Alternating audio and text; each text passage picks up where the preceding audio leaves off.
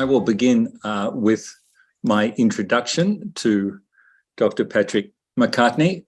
And here is a, what do they call it when you tell the truth about your relationship, a disclaimer? Patrick is an ex-student, a friend, and a good colleague of mine. So it's an absolute delight to welcome you, Patrick, to this seminar.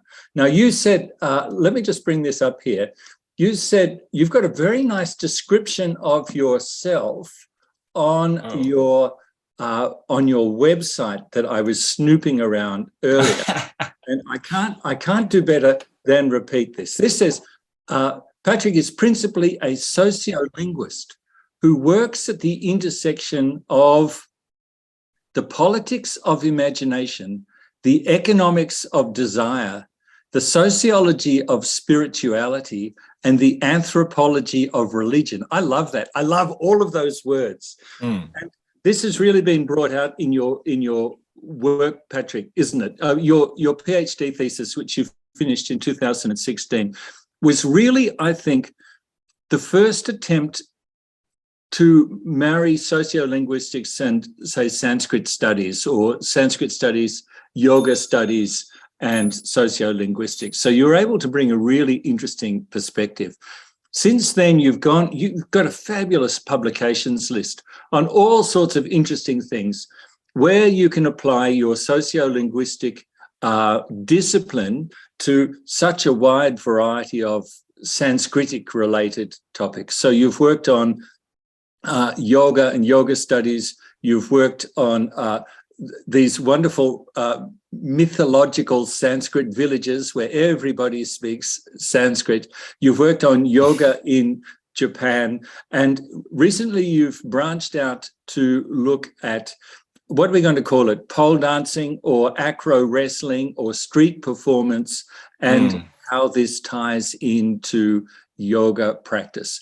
So the title of Patrick's talk today is Ancient Guilds, Outcast Street Performers, and Acro Wrestling at the Roots of Hatha Yoga. And I am really looking forward to this. So it's over to you. Thanks, Patrick. Okay, thank you, McComas. Thank you to everyone who has logged in. It's nice to see some familiar faces. It's a pity we can't be together in person to do this, but maybe some other time. I'm going to talk for about 45 minutes, I hope. I rehearsed it yesterday and I did it in 30 minutes, and the day before I did it in 1 hour. So I'm hoping today it'll equal out to 45 minutes, but I'll give a bit of a brief background towards myself and my research agenda, how it's developed since I graduated. Then I'll focus in on the pole yoga aspects, and at the end it should all kind of distill, hopefully, in your minds towards I'll present my argument and the propositions within it as to what the contortionist term has come to mean in my mind. So it's all developed out of a how should I say, a grounded theoretical method. This is a forthcoming publication which is coming out in the Journal of Yoga Studies. So a lot of what I'm presenting today will be in that. So I will skip over a lot of things just because there's a lot of nuance and a lot of detail which we don't have time to kind of get into. I'd need to set a lot of things up. So if it feels like I'm just flying over stuff, then I apologize for that, but you'll be able to read more of the detail hopefully by the end of the year. The digital edition will come out. And so this publication that I have a chapter in resulted from an invitation by Hatha Yoga Project to go to SOAS in 2019. And so I presented some very early ideas around Hatha Yoga and Malakam, which all started from simply coming across some videos on Malakam in 2017 while surfing the YouTube algorithm one evening. And if you don't know what Malakam is, I'll show you some videos in a moment. You'll probably get a feeling of why I became quite obsessed with it. So just to kind of put it into the idea of some questions for you that have kind of guided this research over the last 4 or 5 years. So why did the 12th century wrestlers incorporate poles into their training regime? How old is pole dancing? From whom and where did the wrestlers get the idea to climb up and down poles? So this is one of the first questions that came to my mind, and I'll explain that in a little bit. But expanding out, I've been looking at poles and acrobats and wrestlers across the entire ancient world, and I truly mean that. From Japan all the way across to West Africa, there's this continuation across not just centuries but millennia of wandering acrobats, which have travelled across the Silk Roads, even taken maritime routes as the number acrobats that were on the Portuguese ships that came to Japan. So there's this fascinating world, and scholars have kind of avoided acrobats and wrestlers in lots of ways, and there's simply been no synthesis of these discrete geographical, temporal anecdotes even of acrobats across time and space. And so it's kind of like really big picture of what I've been working towards. But to focus in on the contortionist turn, which is a phrase I coined to try and conceptualize how and it came to be that Hatha Yoga has these complex and dynamic postures, is a consequent, it's an oblique consequent of my research into pole yoga and looking at wrestlers and acrobats, and through generally a grounded theoretical method of, coding and sampling and just letting stuff kind of, emerge, I just started to notice a few patterns. And so when I talk about the contortionist turn, that's what it's a result of. It's not that it's been the main focus, but I've recently picked up a fellowship to spend a year in Spain, and this will be the questions that I will attend to in that in the next 12 months when it starts. So what are the reasons for the medieval yoga practitioners' adoption of complex and dynamic contortionist postures? If any, what were the influences from pre-Hatha Yoga physical cultures such as wrestling and acrobats? And if wrestlers and acrobats did have some influence, how and where might this have occurred? If you've ever read a history section on yoga on a website, in a yoga teacher training manual, or some scholarly publication, chances are you might have seen a sentence that goes something like, it's possible that wrestlers and acrobats had some influence on Hatha Yoga postures. Full stop, the end. And if you're a bit like me, I focus in on narratives, the narrative economics of things. And so when I keep seeing, these narrative patterns, they start to kind of get at me. They kind of annoy me in some way. And so that's what happened here. I kept coming up against this, and so it's evolved from there. McComas did a good job in introducing some of my work. What I try to do is document the biographies of yoga and Sanskrit and explore it through a public diplomacy and nation building and branding focus on the narratives. I can't actually see the right-hand side of my screen because all your nice faces are there. So I'm not sure what I wrote under there, but you can get the gist. So I've got three projects: the Global Yogascapes, Imagining Sanskrit Land, and the new one, I call it Impaling the Yogi because it's about kind of yogas and poles. And but I haven't settled on that title yet, but it's kind of apt in some way. It's eye-catching at least.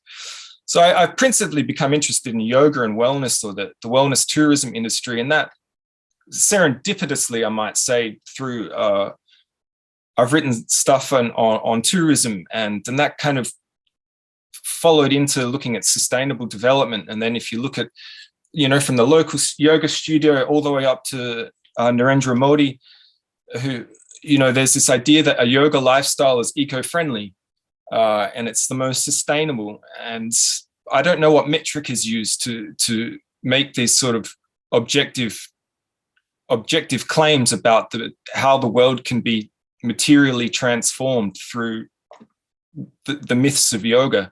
And that's kind of essentially what drives my research. So these are two of, I think, my more recent publications, which are kind of apt. The Sanskrit speaking one, I did a really deep dive into the census data on all of the Sanskrit tokens related to any mention of Sanskrit in all of the 15 censuses going back to 1872. And it focuses on 2001 and 2011 because they're digitized. So I have all of the Excel spreadsheets for those census. And this book chapter, which I'm actually turning into a book, the Not So United States of Yogaland, it's a deep dive into the narrative around the eco-friendly idea of yoga lifestyle. And so I go look at today, but then go all the way back and look at mostly kind of Dharma Shastra texts to try and understand whether or not there was any sort of idea of a eco-friendly, sustainable lifestyle or not. So here's the video I first came across in 2017. So I've edited it out. It's much longer, but it's about 20 seconds of it. So the music really gets you going, and then it's the orange undies that draw you in. So this is the modern sport or performance of Malakam. Oh, the video's a bit laggy. You should get the idea. So I'd never seen Malakam. I'd never heard of it. And it simply blew me away. I watched hours of videos and started collecting websites. And as I looked at the history of it, it really did just cause such a problem inside of me of like, what's going on with these, what's going on with the narratives of Malakam, because they contradict each other considerably. So that drew me in. So the core of the narrative is that Malakam comes from this 12th century Sanskrit text called the Manasilasa, and which was part of the Western Chalukyan kingdom. And then when that kingdom dissolved, Malakam basically also falls into oblivion, and then it's revived along or through the patronage of the last Peshwa, Bajirao II, at the end of the 18th century. And everything is wrong with this narrative, but this is what you'll find on the first 200 websites regarding Malakam's origin. So Malakam is a Marathi word that doesn't appear, as far as I can find, before, say, 1750. It literally doesn't appear in the Manasilasa. So there's another word that does, it's Stambashrama. So, but people will say that Malakam is in the Manasilasa when it's not. And so one of the first questions that came to my mind when I started reading the wrestling section in the Manasilasa was, where did the 12th century wrestlers get the idea to climb poles in the evening? It just appears, and I'll get into that in a bit. But so one of the things here with these images is, this is a late 18th century image of acrobats on poles. And you can see the obvious similarity between contemporary Malakam performance and the black and white, or maybe sepia photo on the left. That's from this Encyclopedia of Physical Culture in India that was published in 1938. So Malakam, in terms, if you want to look at the publication of books around it, it really kind of happens between 1920 to 1940, and it's part of the whole independence movement. It's linked to the bodybuilding, hatha yoga, brahmacharya, making the hypermasculine kind of antithesis against the Orientalist gaze of the effeminate Indian body, and those sorts of things. So here's some shots from volume 3 and volume 4. There's 10 volumes. The first 5 are basically Indian stuff, and then they kind of get into kind of, let's say, non-Indian physical culture. And so this is basically how it frames. It's in Marathi. There's an English volume that was published, I think, in 1951. So, but it's only one volume, so it compresses all 10 down into one. So that the Marathi edition is got much more information. But since ancient times, the practice of sitting exercises for physical health has continued. So this is basically the history of and origins of yoga. That's where it starts. And the guy with the turban and the pretty intense look in his eye, this is Lakshman Narayana Sapre, and he was one of the you could say original promulgators of Malakam, and he was in Baroda in Gujarat. But you can see the image on the right. This is Vetachara. It's basically a cane Malakam, and I can't find really any early mention of this. I think this is actually basically an adoption of rope-related gymnastics exercises from Europe. So now this is some of the images of the asana, and if you can read Marathi, then the bit in white, which I've highlighted in the red in the English, is, so this is also what Sapre said, that there's no real relationship between the hard work of a wrestler and the postures, but the skill of the wrestler is known by the posture on the pole. So he's basically saying that there's no historical connection between the two, but they work together. So, chalo tik hai. And so that's interesting in and of itself. So here's some more images from this volume. You can see that they do some things with swords, guns and bows and arrows, and they get into the more of the classical yoga postures as we think of them. So, but to kind of come back and give some comparison, this is on the left. I could show you so many. I've got all these physical culture manuals from Europe going back to like the 16th century, and physical culture manuals from India going back to about, I think the earliest one's 1830, and they're in Gujarati, Marathi, Hindi. And it's interesting because the Malakam, if Malakam is mentioned in the Indian physical culture manuals, it's only in the Gujarati and the Marathi texts. It's not in the Hindi ones. And so if you ask an Indian, do you know anything about Malakam? What they'll probably first say is, what's Malakam? Because no one knows what it is, even though apparently it's the world's fastest growing traditional sport. No one knows about it. But if they do, they might say, oh, you mean that Marathi sport, right? So it's very much kind of centered in Maharashtra. But you can see here, it's these two slides here are almost identical. So now this is from 2019. This forms a big part of my argument around the idea that acrobats going back to ancient times were considered supernatural, otherworldly.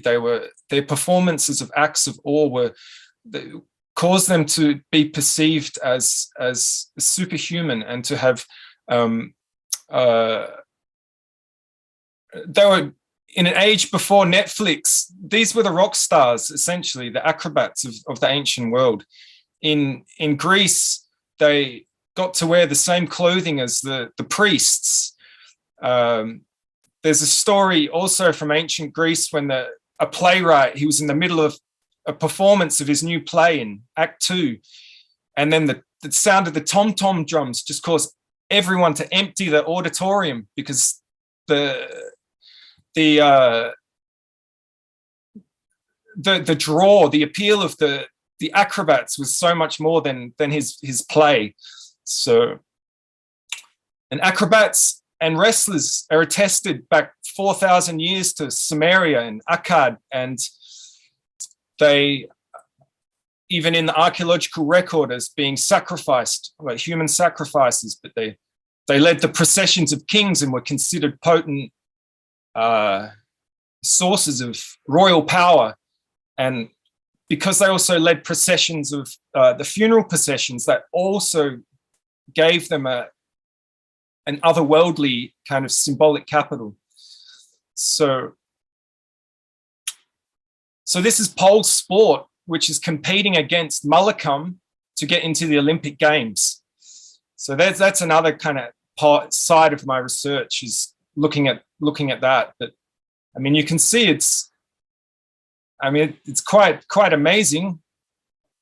And the pole sport has sprung out of erotic pole dancing, and pole dancing itself has emerged out of the circus performances in North America in like the 1910s and 20s. So, but you find in books about pole dancing that they quite often try and link it back to Malakam or the Chinese spider dancing. So there's some really interesting ways in which the narratives converge. And so anyway, I think you get the idea. It's quite the spectacle. So segueing from that performance, I want to introduce you to Jellicoe. And when I found this, I kind of, how to say, it really kind of struck a chord with me. So Jellicoe was a young woman who died. She fell off the pole. And if you think about it, have you ever remembered the name of some street performer you've walked past performing in Garima Place or in any street or mall around the world?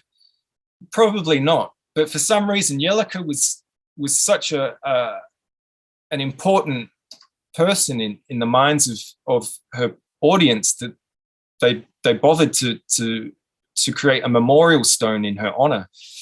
And so it's I don't know if it's still there. I've tried to find out, but it's meant to be on the southern bank of the Jayamangali River near the town of Koratagere in Karnataka, so northwest of Bangalore.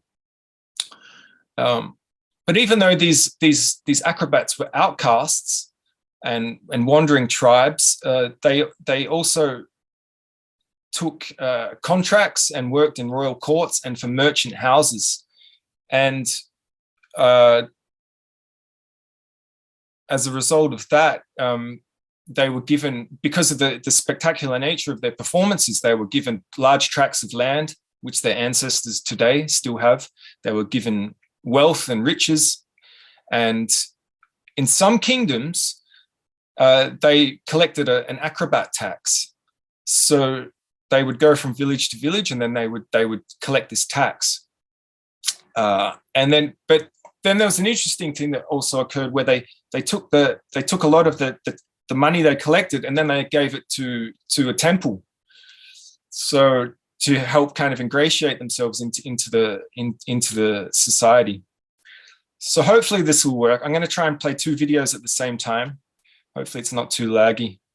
Or maybe I'll just show you a bit of one and the other one. This is from 1949 in Germany. This was a Malakam acrobat team from the Sri Hanuman Vyayam Prasarak, which is in Amaravati in northern Maharashtra.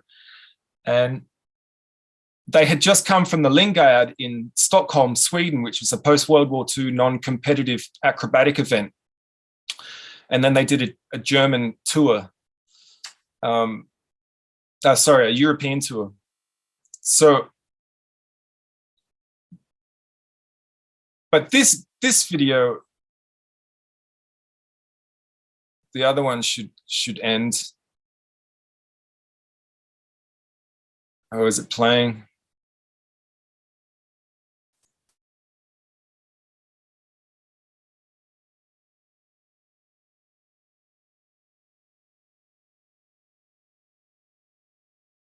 So Malakam is, they tried to get it to the Tokyo Olympics as a demonstration sport,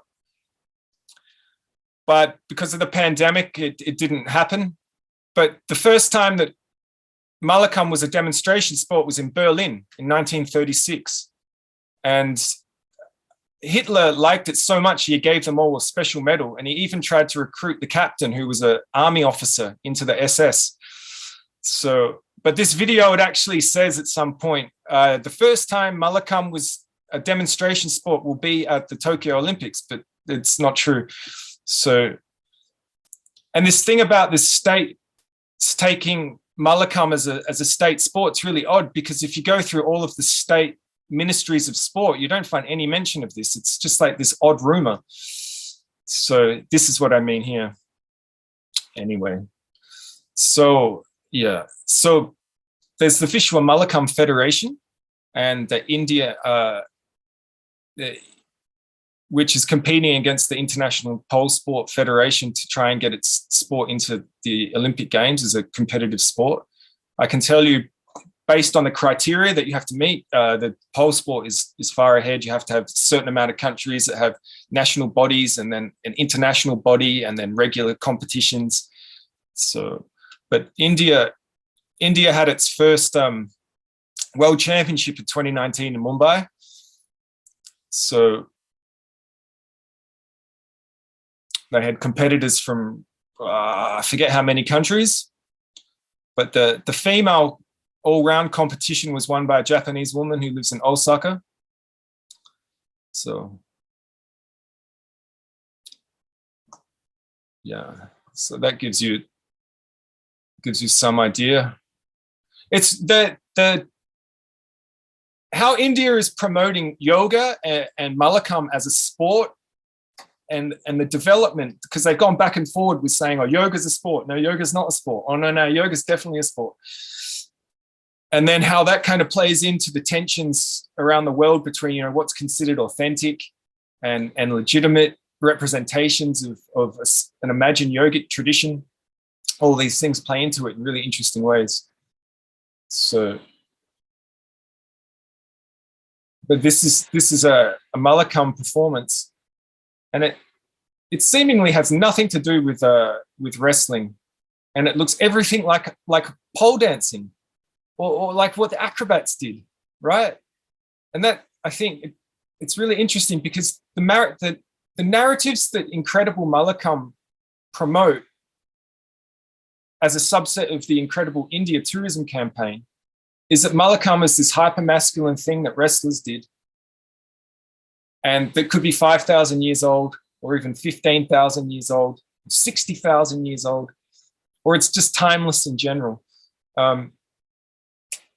And yeah, but you get this, oh no, don't do this one. I want this one. This one. Now this is some archival footage from British Pate from 1929. I don't know where in India this is from, but you'll see that this is probably an Are Domara, a particular type of caste or tribe of performers. And you can see that this pole, if you notice it, that it's two poles that have been tied together. You can see it's quite high from this view. And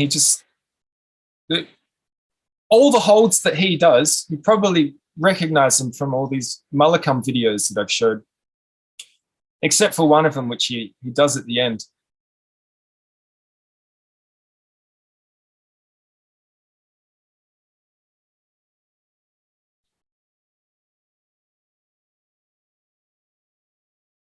And so there are several tribes that were famous for this pole acrobatics. And I'll, slide in a moment, I'll show you a bit of a family tree of how I've come to understand it. And I'm still working on it, but it'll give you some idea of the complexity of it all. It's actually quite confusing. I might skip it. Oh no. Here, see how he spins around? You might wonder how he's doing that. He has an iron plate in his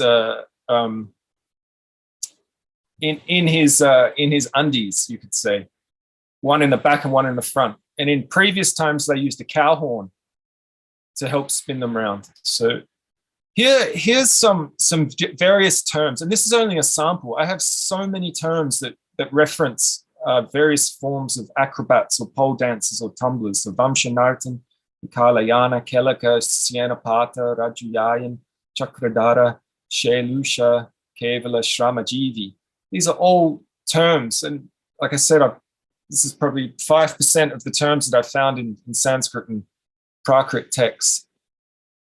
So here's the family tree that basically, essentially everything kind of winds back to the Chandalas and the Gonds, which the people like Oppert, in his big book from 1883, he's essentially argues that the Gonds are basically Chandalas. And then you've got the Nats, and then the Domara, Domba, Doms, who kind of, these terms are synonymous.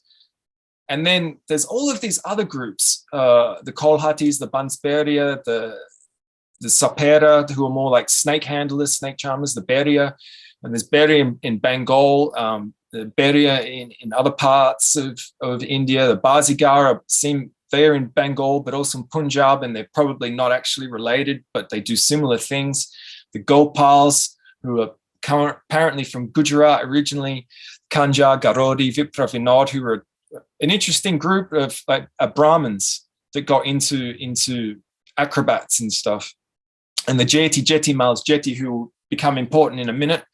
And so there's all these different ones, the Kutadi and the Itevalu from South India, but they're also Domara down in South India as well. And then where they separate is through being either, they get considered to be like Pehlevan or Kam. So there's like Pehlevan Gopals or Pehlevan Kolhatis and Kam Kolhatis, Pehlevan Kolhatis. And they seem to Kam means pole, like Malakam, and Pehlevan's like wrestling, the Persian term. So, but then they do both as well. So it gets kind of confusing. Now, this is an interesting thing to do with the tamasha, which was this wandering kind of performance that happened in Maharashtra, and it runs parallel but also separate to the kirtanas, the kirtankars who traveled around. They were like the genealogists. They would pass on messages. They would sing kind of more like what McComas has looked at, the Saptaha kind of context of, singing songs about, deities and that. Whereas the Lavani and the two types of tamasha, the Lavani and the Vags, these were more like bawdy and they became, in a sense, more popular even amongst the royalty. And the Lavani particularly is the, you can say, the foundation of dancing that comes into the Bollywood movies, the dancing and all of that. And there's a whole kind of Marga Deshi, a Marga appropriation of the whole Deshi kind of culture around that, and then how it's kind of recycled back as consumer products for the very communities who provided it to the Bollywood. But yeah, so in one of the groups you had the Kolhatis. So there were also, along with all these dancing and kind of skits, there were the acrobat and wrestlers who were kind of part of it. And sometimes they would use the vertical poles of the fig trees to perform on or to train. And that's what those images at the bottom are. Now, the nuts were also known as kabutari, the pigeon. So like the tumbler roller pigeon, if you've ever seen it, it flies through the sky and does somersaults and then flies up a bit and does somersaults. And so there's lots of images that you'll find. This one image in the middle with the baby being swung around and the bird at the bottom. So that's the pigeon. And if you see that, this is like one of those, what is it? The Amar Chitra Katha comic strips. And this one's the acrobat, which is the Buddha, the Jataka tale of Ugasena or Ugrasena in Sanskrit, where he's the son of a merchant banker, and he just falls in love with the pole dancing acrobat who comes to Rajgir, I think. And so he joins the troupe and has an adventure. But yeah, so coming back to the painting, basically this group of the subset of Dombas, they would spin the child around And you can see how the woman is doing the same thing that the guy in the video did, spinning around on her back. And they would spin the baby around and then let go, and the guy would catch him at the crescendo of the whole performance. So, and the photo on the right, you can see the one child has the feathers. So now you can find in artwork in temples, even though it's kind of deteriorated, you can find mention of this. So this was in the Nataraj temple complex in Chidambaram. So here it is zoomed in. So you might see it, but here's the pole. Here's the stabilizing ropes. Here's one of the acrobats, and the rings will become important in a further on. Here's another acrobat, and here's baby 1, 2, 3. So maybe this is representing the dynamic movement of the baby. I'm not sure, but possibly. And then here's the drummer. So, and there it is again.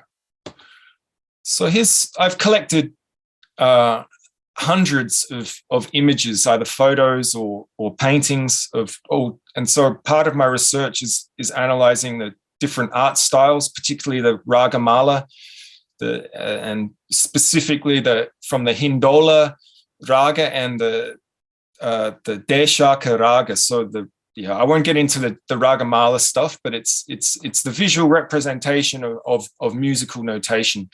And there's several images of wrestlers and acrobats on poles, some of which you will see in the presentation. So you can see how there's some of these poles, like the one down the bottom with the guy holding the gun, you can see how that's clearly a bamboo pole. But the guy holding it has it stuck in his pants. And this was something that specific groups did. They didn't all do this. So, and here's some more images. So you can see here, clearly these poles are bamboo. The reason I bring this up is because Malakam, they generally use teak or rosewood as the pole. So there's this interesting difference between what the Malakam people would use, and this goes back to the Mana Salasa, and then the acrobats. So how old is the idea of professional pole dancers? Well, we can go back to the Vajrasaneyi Samhita, to the Sarva Meda rite, and we can find reference to a chandala being offered to the wind and to the air, a staff dancer. And so we can date perhaps the Vajrasaneyi Samhita to maybe 8 to 600 BCE. And then the Shatapatha Brahmana, which is the commentary on it, to its final form around 300 BCE. And then the later commentators, Mahidara and Saina, they gloss it as Vamsha Agra Nrita Jivin, which means one who makes a living by dancing on top of a bamboo pole. So it couldn't be quite clear that there were professional pole dancers. And so and then if you compare it with sort of more Buddhist texts, it becomes quite clear that this wandering tribes at some point became guilds, outcast guilds. So you had the kind of the orthodox guilds, but then there were all these outcast guilds that also formed to then work for merchants mostly. These performers either got contracts in royal courts or in merchant houses, either to perform in the house, or they would accompany the long distance trade networks taking goods and customers across, potentially dangerous areas. So they worked to entertain people at night. They worked as security, and they worked also in espionage for these guilds. So the outcast guilds of performers worked for the merchant guilds, right? And also from the Sangam literature, there's mention quite early of tumbler acrobats performing on clumps of bamboo. And here's one mention of also from the Jatakas of the bamboo acrobats. So Meda Katalika is the student of the master, and so she climbs up onto the shoulders of the teacher. And there's several stories in the Jatakas which became a good source. So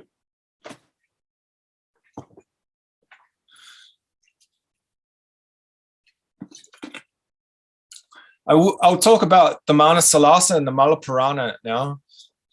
So these are the primary kind of wrestling texts, if you want to think about a Sanskrit corpus. So the Manasalasa is the one that's mentioned as the origin of Malakam. And here in the Manasalasa, it makes a distinction between a charana and a udatta, a king's performer and a wandering performer. But they can be the same, right? So if you didn't get a contract, then you would become a wandering performer, freelance yourself out. So the Manasalasa, it means the delighter or entertainer of the mind, and it describes wrestlers as learned in the science of wrestling. This text is basically like an encyclopedia of how to run a kingdom, and it has, I think, 20,000 verses. I forget actually, but it's quite extensive. It's quite ironic though. So it's about how to run a kingdom, and it was written in 1135, but by the end of the 12th century, the Chalukyan kingdom had dissolved. So maybe it wasn't all that good at what it set out to do. But there's one wrestling section called the Malavinoda, and it contains 117 verses on wrestling. And as the editor of the volume, which I used in the introduction, he says that basically the wrestlers, they were wards of the state. They were given a stipend, and they had a coach, and they had a prescribed lifestyle training. So that the chapter goes into, the training regime. They should do some exercises in the morning, some at night. They should, it gets quite deep into an Ayurvedic type of idea of, if you're this sort of body, if you're a mesomorph or an ectomorph or an endomorph, you should, if you're Vata, Pitta, Kapha, you should have this sort of diet. And then so the typologies is quite interesting.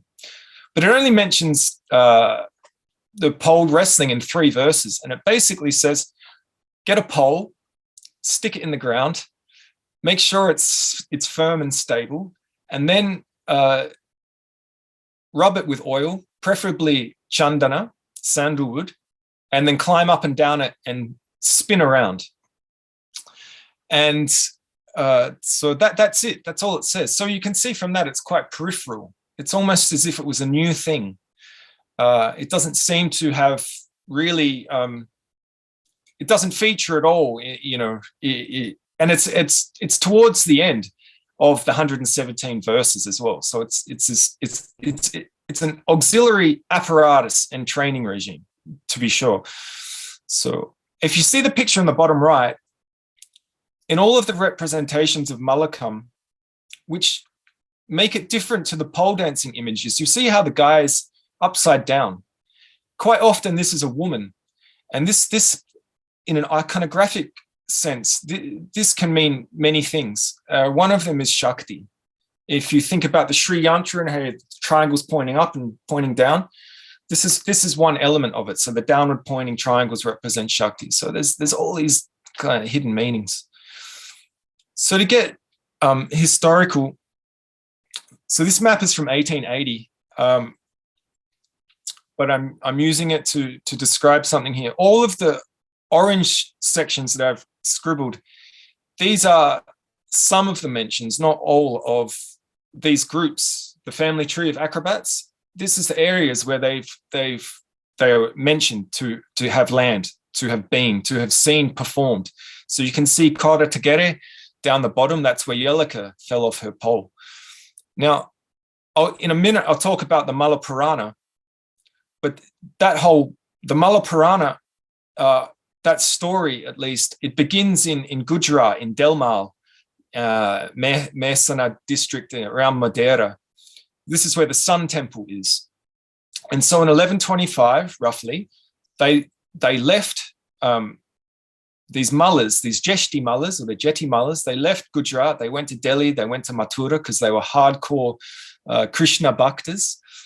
And then they come back down through Indore, through the Vindhyas, the Satpura mountains. They go past Amaravati, where the group that went to Europe in the earlier last century. So this is ground zero, or one of them, for the wrestling acrobats. And that's also the mention in the Sarva Meda Rite. That's mentioned to have been the Chandalas who live in villages in the Vindhya mountains, right? So they traveled through there, and then they end up at the Kalyani fort, that was the capital of the Western Chalukyan kingdom. So this is where it's located. It's in between Hyderabad and Pune, and today it's in the very northern part of Karnataka. And image on the left is just a zoomed in. You can see it's on the outskirts of the town of Basvakalyan. So this is bird's eye view of the fort, the Basvakalyan fort. And so somewhere in here, I'm not sure exactly where, but this is where the wrestlers trained, right? So, and this is just some images of it. So it was built in 973. And the Western Chalukyan Empire, as it says, it ranged from the Narmada River down to Tamil country, roughly over 2 centuries. So to zoom in on the Mala Purana, basically the way I see it, the Mala Purana came after the Manasalasa. The Mala Purana has almost 900 verses, whereas the Manasalasa only has 117 verses on wrestling.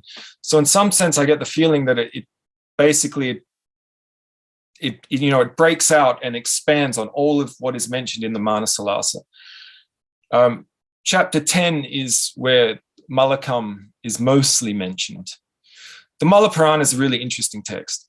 So the way I see it, and I'm not sure, but I speculate nonetheless that option one, I don't think the Mullahs from Gujarat brought Stambhashrama with them to Kalyan.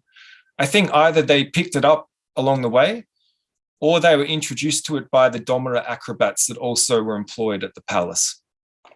So I don't know if we'll ever figure that one out. But to bring it around now to comparing some features about Hatha Yoga, I'll talk about sthana. Now, in the Mala Purana, it basically says that sthana and asana are interchangeable. So it gets a bit confusing. And the way I look at it, sthana essentially means a posture like asana does, but asana has a primary kind of sense of being seated. And the way I separate sthana then is sthana is a standing posture. But as I said, they're interwoven. Now, interestingly, the Hatha Yoga Pradipika also and the Mala Purana, they both mention 5 primary sthanas. But as you can see, they're quite different. The Hatha Yoga Pradipika focuses on locating metaphysical concepts. So Mula Sthana, Brahma Sthana, Yoni Sthana, and so on. Whereas the Mala Purana, it focuses on the physical body, and it explicitly references these body parts as being involved in actions of war, or yuddha karmani. So the shoulder, arm, thigh, waist, and knee. Now this is a table that's in my forthcoming chapter, and it essentially breaks down what is mentioned in the 8th chapter. So this is where the asanas are mostly mentioned. There are other references in the Mala Purana, but this is where there's a kind of infamous list of 18 asanas, but it's actually not. It's 17. So don't worry about the bottom half. The top half is the point here. So in terms of techniques, they're separated by either being non-contact or contact. And as it normally is the case in these chapters, the things that come first are the most important. So tala, or rhythm, is the most important thing for the wrestler. And then you have these drishtis, which these things that kind of require attention, like, keeping your mind in check, kind of, speculating, anticipating, making sure that you're not getting tunnel vision, you're keeping everything in perspective. You could say trash talking, like trying to get into your opponent's head, listening around for things, and also just being aware of where you are in the cage. I'm thinking about UFC and Ultimate Fighter and stuff, but and then you have the lagas, which are the holds, and there's a lot of them. So lagas is the first bit of the contact techniques, and then you have the stanas, and there's 12 stanas, and they're broken down into 3 groups of 4. And then you have the asana. So this shows you that how stana is, in a sense, the higher level when it comes to asana. So the way I think about it is, if you've ever watched some sort of professional fighting, whether boxing or wrestling or UFC, a lot of times the fighters themselves and the commentators, they refer to it as like chess. It's a chess game. You're just trying to like figure out where the opening is, where the gap is, and so you have to be on your toes. You have to have good timing, to shoot in for the takedown. So there's a lot to it. That's the point. Now, the Mala Purana makes it quite clear that the Chalapada, choice of footwork, is most important, then the arms, and then the movement of the palms of the hands. So if you've ever done any grappling, whether it's in whatever martial art, how you place the hands is really important. And also what is really important is mastering the transition between being stationary, sthana, and moving, chadi. And so this leads towards graceful, coordinated movement. And also what is considered important is to secure firm footing on the ground. You don't want to fall over, because then your opponent can get on top of you. And if your opponent's on top of you, then, well, that could spell disaster for your attempts to become victorious. I mentioned before about the idea that wrestlers and acrobats were considered stage performers. Once I came across these sort of mentions, I thought I should go look at like performance texts and texts on dance. And sure enough, as soon as I started looking, like in the Samgita Ratnakara and the Nati Shastra, there are many mentions that of not just dance moves that are labeled as like, some wrestling sequence, but they actually refer to saying stuff like, this is important not just for dancing, but for wrestling and combat in general.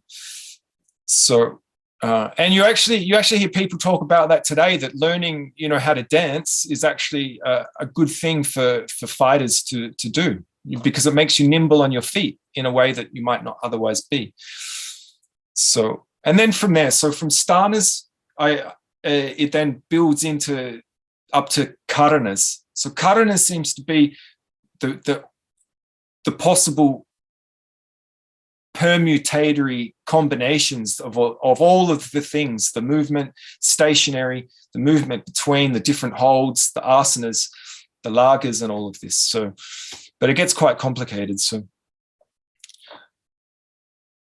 basically yoga is Mala Yuddha in terms of what the Mala Purana frames it as. It's Patrick, can I just give you a time warning? You've been speaking for about pretty well on 50 minutes now. So yeah, I've almost finished. Good on you. Thanks very much. So yeah, the wrestler's intention is to be victorious over the 3 worlds, and then the Jita Shrama, yoga, is the victorious effort. And so this then kind of comes into yogic Kshema, which links into the medieval warrior Cetics and the yoga guilds, and all the way back to the first mention of yoga in the Rig Veda as yogic Kshema.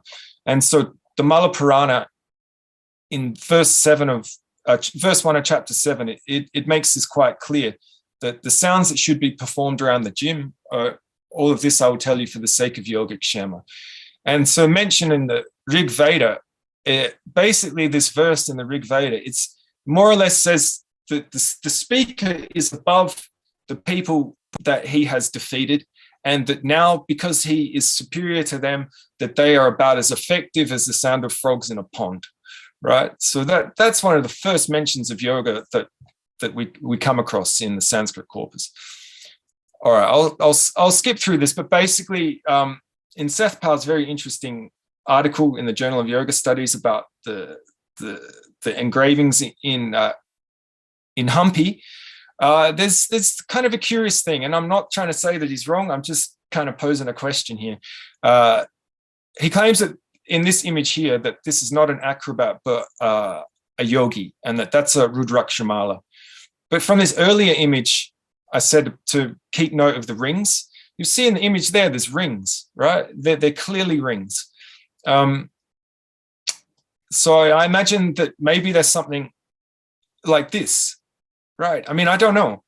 I'm just speculating and putting something out there. So, all right, now to wrap it up. So the contortionist turn.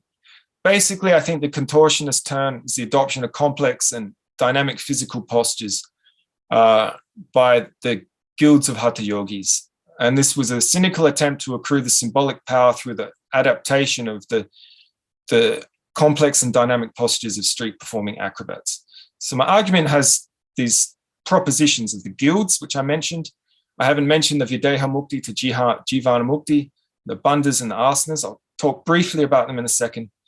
But I've mentioned the social symbolic power of the rest of acrobats and also yogic Kshema. So as I mentioned, the ancient guilds, you had the guilds of merchants, the martial warrior ascetic guilds, and you had the street performing guilds. And they all come together through trade, entertainment, security, and espionage.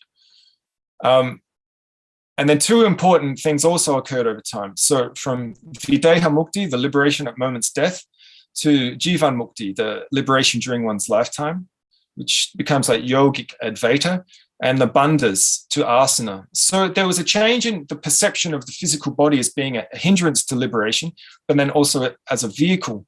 And so I think these two things importantly come together to potentiate then, like, wow, if the physical body is something that we can use, then how can we use it? And as I also mentioned, the rest of the acrobats were considered otherworldly, supernatural. They were performances of awe, even though they had an ambiguous position. They were outcasts, but also like admired by everyone. But importantly, they had these qualities of physical strength, endurance, agility, grace, skill, concentration, and fearlessness.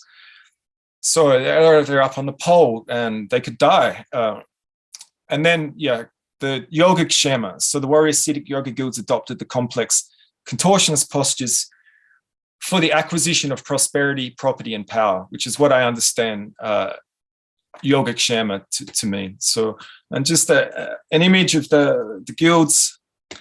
And so to finish, the acrobat wrestlers appear to have had more influence on yoga's development than previously considered.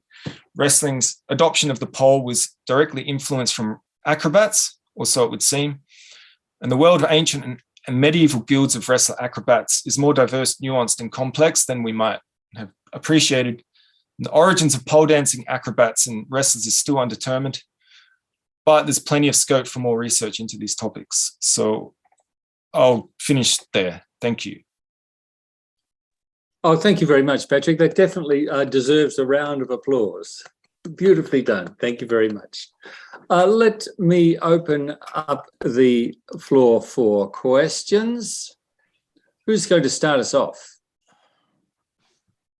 Questions from the floor, please. You could raise your flesh and blood hand, or you could raise your digital hand if you like. Any questions from the floor? Oh, well, I'm in that case, let me start things off. Patrick, this is a very rich collection of data, but there's so much of it, I can't really get my head around it. Where you've brought in, we've got the Greeks and we've got Persians and we've got ancient times and we've got modern times and we've got Tokyo. It's all. It seems to me I can't get a picture. I like your conclusion where you've brought at least some good clear statements to work on. But what I can't see is you mentioned briefly.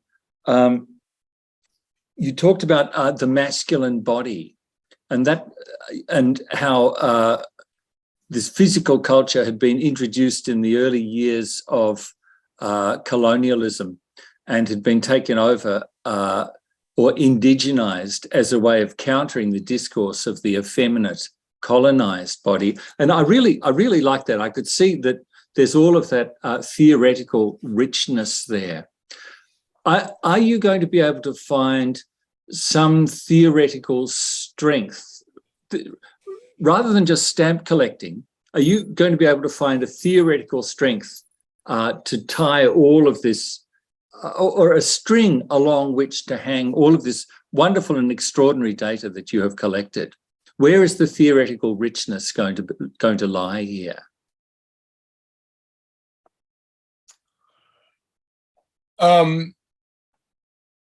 So, I mean, I've basically taken a grounded theoretical approach to the analysis, which I mentioned. And so, I mean, I take your point. There's a lot there. And like I said, I skipped over a lot. I mean,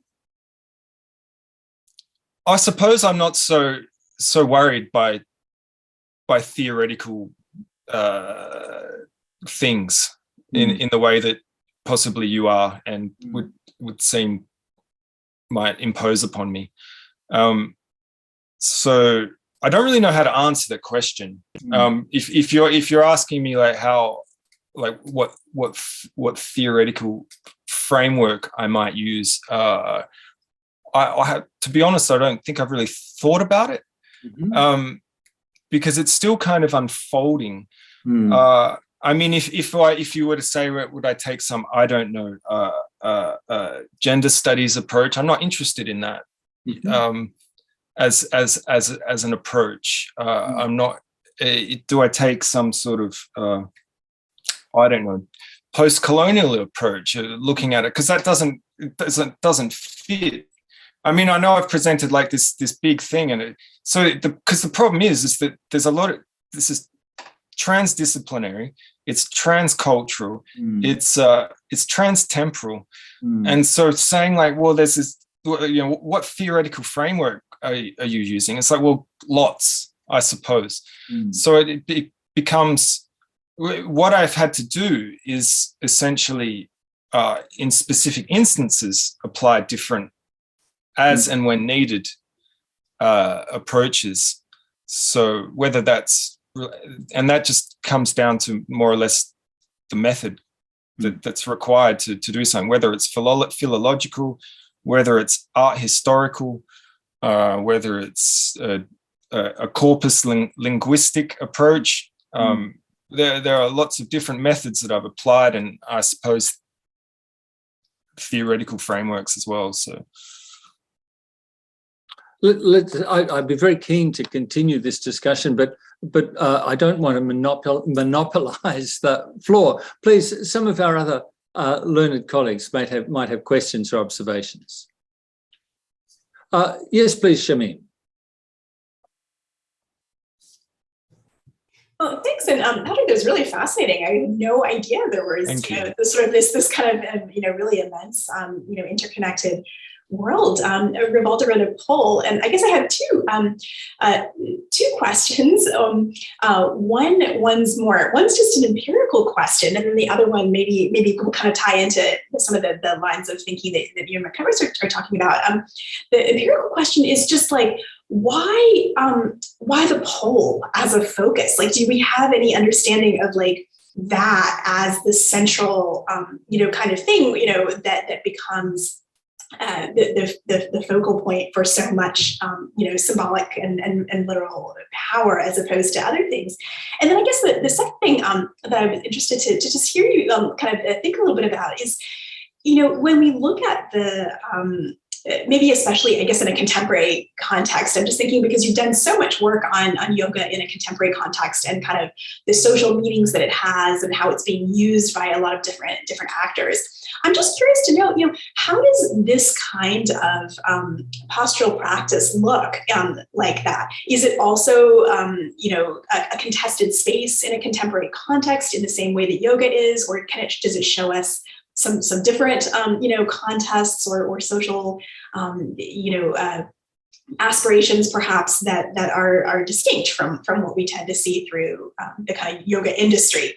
And I guess that would be a third question. Sorry, there's too many questions, but just a thought here is, to what extent is this, and does it become an industry the way we see, yoga having kind of moved into a highly structured, globalized mass market place? I'll leave it there. All right. Thanks, Shamim.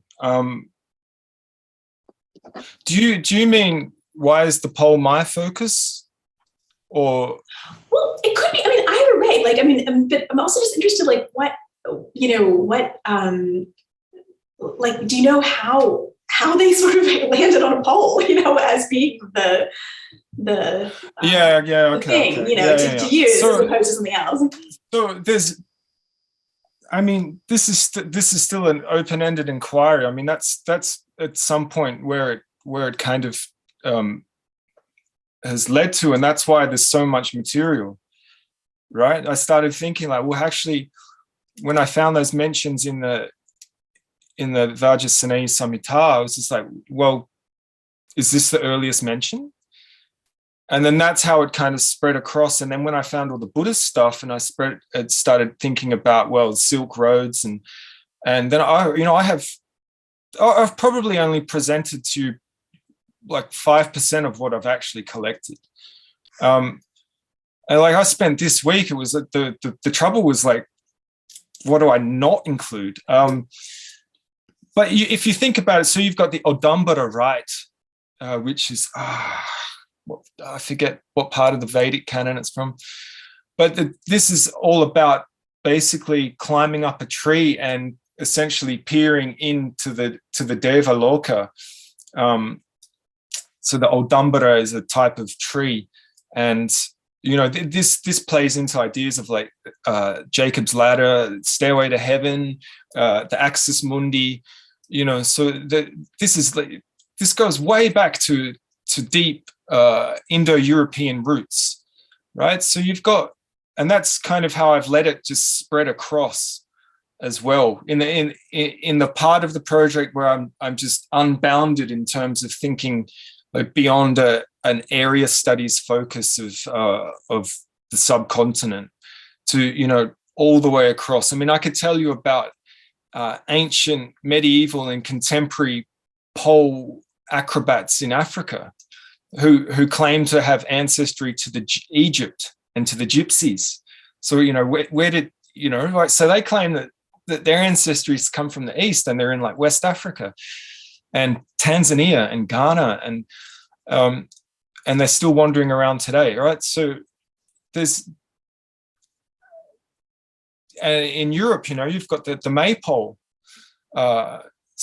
which has deep ancient roots as well. So people have been climbing up poles and doing things with them, whether it's for as part of some religious rite or for entertainment. And at some point it seems that some of these religious practices do become forms of entertainment, say for instance temple dances, the Devadasis, or that crossover between say performance and religious practices is somewhere where it goes. I hope that answers your first question, sort of. So yeah, I think about that. Where does it all begin, and can I connect it? I had someone not long ago. I asked them a question, a Buddhist scholar, and I was, have you ever heard about this stuff? And they're like, no. And I just mentioned that I'm trying to connect the poles right across Asia, and they said to me, it's quite likely that they're not. There's not one original pole, because I started to think earlier on, so okay, this pretty early mention of pole dancing, professional pole dancing, did it start in India and did it spread out? But now I've come to find that there are not just that there are earlier mentions in other texts, like in cuneiform, in Akkadia and Sumer, there are mentions of poles and acrobats and ladder men. And so you have to think, well, okay, I mean, where did it all start? And if you look at all the acrobats, say, that came to Japan in the 8th century, the scholars have basically done no work on it here in Japan. The same sort of mentions. It's like, well, oh, they came from China and Korea. And it's okay, well, where were they before China and Korea? And then it's like, oh, someone says, oh, they came from Burma. Burma? If they came from Burma, then like maybe they came from India. So now there's 2 routes to get to Japan in the 8th century. There's like the Central Asia one, and then there's the Southeast Asian, and probably also a maritime route, as I mentioned with the and so those outcast performers that turn up in Japan, they're the foundation of the No and Ko theatre, right? The lion mask dance and all this stuff. I saw some just the other day at a summer festival. So yeah, it's really there's a lot to it. But the second question you asked is also part of it. Like I said, you've got the competition between these 2 federations. The Pole Sport Federation and Malakam Federation. They're competing to get their sport into the Olympic Games. So that's one thing. Within say, Nityananda, the infamous guru from Bangalore, the one that's somewhere in the Caribbean, apparently hiding from the police. So he created his own form of Malakam and called it Shiva Stamba, the Shiva's pole, right? And they created this whole narrative around it. I went deep into trying to uncover that, and just I had death threats at some point. Actually, I'm not kidding, by his devotees, and they claim that in the Tantra agamas that they kind of rest all of their whole world on.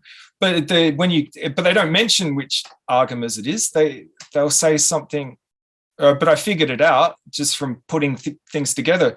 What they're basing the Shiva Stamba on, and they say it's 60,000 years old, is the agamas that talk about how to build a stage and erect a pole, which makes no mention of acrobats or Shiva, and so they create this narrative that so Shiva's pole is obviously the phallus, right? The lingam.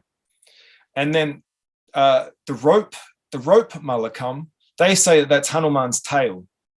And so Shiva taught Hanuman and all this, and then this Hanuman's tail has all this iconography of meaning of its own. And they've got a Guinness World Record for the most amount of people doing Malakam at the same time, right? So yeah, there's that. But the contemporary practice of Malakam as a sport in India is so different. There are different competitions. They have it during winter when it's cooler. So they're about to start their state and national competitions. It seems like Maharashtra has a stronger kind of team, let's say, but there are teams down in like Tamil and Karnataka, and they all have, and some of them actually claim that they've got some link to these acrobats. Oh yeah, they're our ancestors. Yeah, the Kalai Kutadi, the stuff from South India, go, yeah, they're like, that's us, basically. Whereas the people in Maharashtra seem quite keen to create a boundary between the acrobat kind of history, so it would seem. So yeah, and then the incredible Malakam. I mean, it just says, yeah, Malakam is ancient, it's timeless. It's all about like macho men who are basically pole dancing. With lights and on a stage. So yeah, it's a contested space in different ways. Barbara G, a question from you, please. Okay, I don't know if mine is, well, maybe I've got a little bit of a question, but yes, a lot of rich data and a lot to think about. I guess I'm sort of interested from the angle of the Hatha Yoga project, which I have dipped into the edges of, put my toe in the water of. And what I understand, one of the propositions is that the physical postures of Hatha Yoga are kind of a recent invention, and that yoga a longer time ago was basically breathing practices, and there wasn't really much physical posture involved. And they trace the physical posture aspect back to the guy from Mysore in the 19th century. But I'm sure there's a lot more to the story these days. So yeah, I'm sort of interested in the connection between this, well, Malakam and Hatha Yoga. And another thing I've noticed is you talk about wrestlers and the Malakam, but the sort of connection between the being on the pole and the wrestling, I guess the connection is that wrestlers do these actions as well. And also the other thing that occurred to me is that Hatha means violence or force. And there seem to be these two aspects of the entertainment aspect and also the military aspect, you know, and anyway, so I think my question could be the connection between Hatha, which is a word that doesn't have many other connections in Sanskrit, and I don't think there's a root for it, verbal root for it, Hatha and Yoga Shema. So that would be that's the question I guess I will put. Yeah, thank you, Barbara.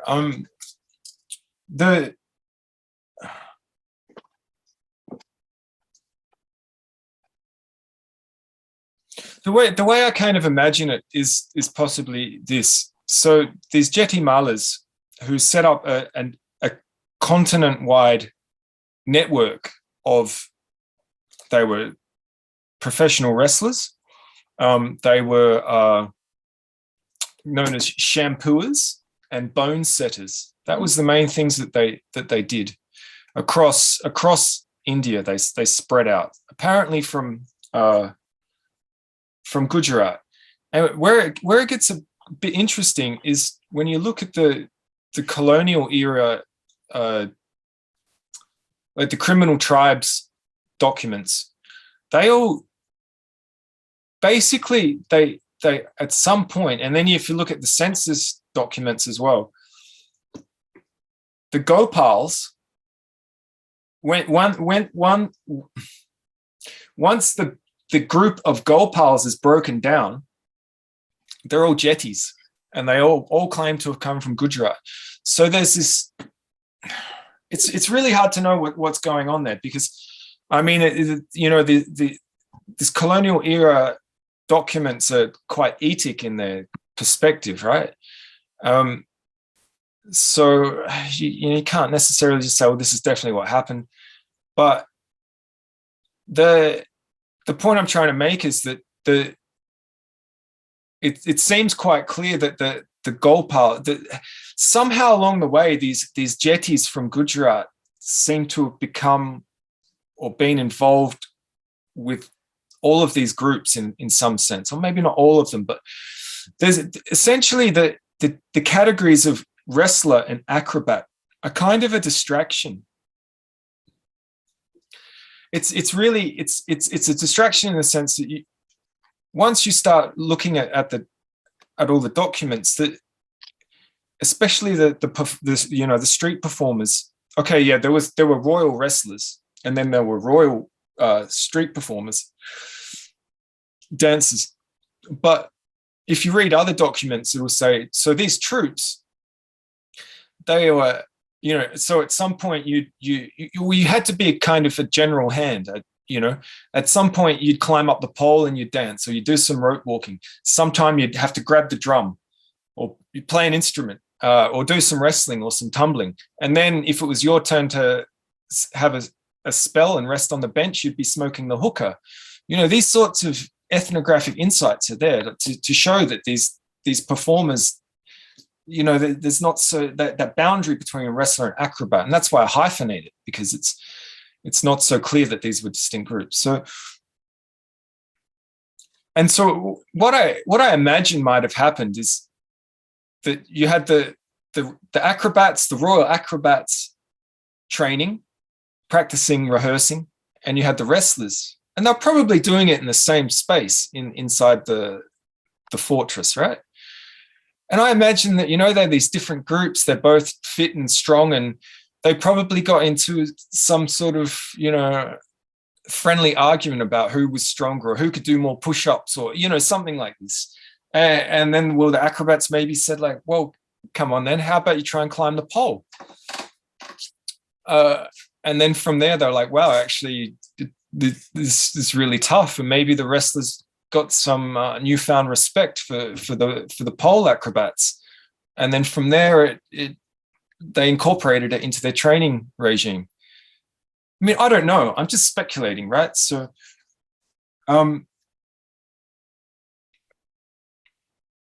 but yeah, go ahead, Patrick. To think about, I mean, so I was initially charged with the task from the Hatha Yoga project of looking at the possible links between Malakam and Hatha Yoga. So that's where it's all kind of come about.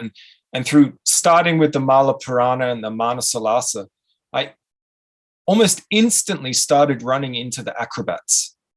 And everywhere I looked, to be honest, I actually was trying to avoid it, because I had a strict kind of like editorial remit, which didn't include acrobats. And so I kept just like putting all of this information to the side and focusing on, but at some point I couldn't avoid it. So that happened.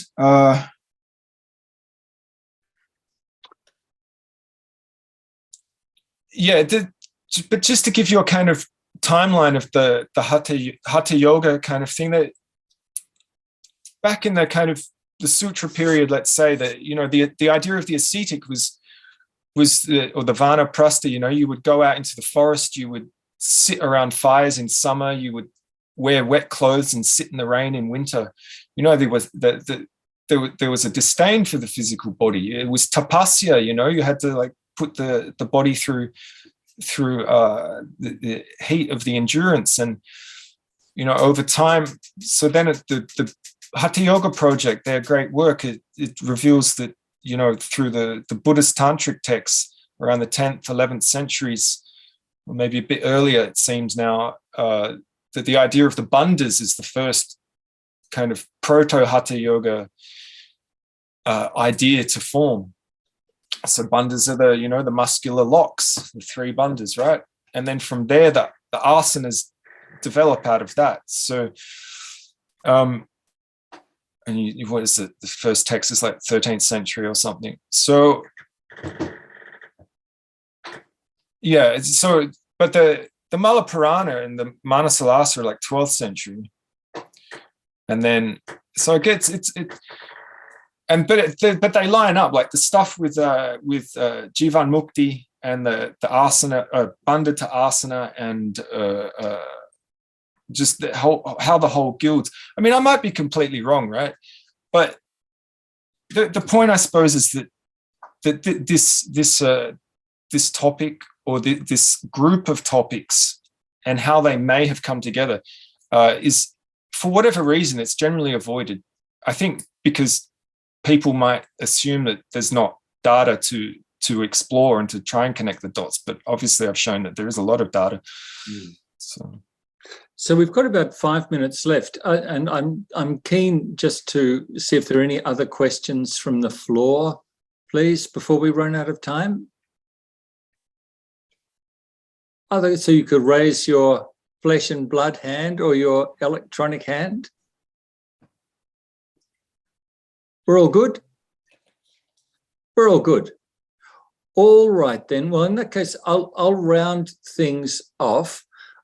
Thank you again, Patrick, for this wonderful collection of data. It's absolutely extraordinary, and a new field, I imagine, for all of us, except those of us who maybe grew up with these Indian connections, and you've seen the Malakam. But it's very wonderful. Thank you very much, and you've done a great job with that.